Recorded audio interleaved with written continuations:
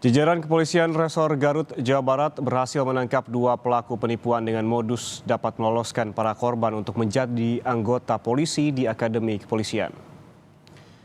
Dalam menjalankan aksinya, tersangka mengelabui para korban dan menjanjikan bisa masuk Akpol tanpa tes tahun 2022.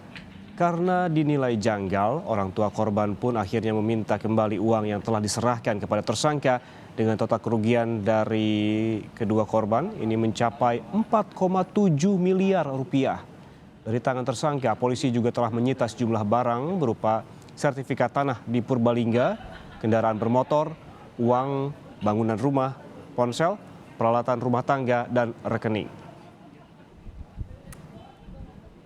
Modus dari tersangka J ini setelah mendatangi kedua korban ini mengenalkan kepada tersangka CB yang mengaku sebagai anggota Polri berpangkat AKP ya, dan kemudian bertugas di SSDM Mabes Polri ya.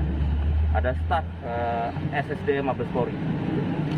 Dan kemudian pada tahun 2021 untuk tersangka CB ini menjanjikan kepada kedua korban bahwa akan bisa masuk Akpol tanpa tes.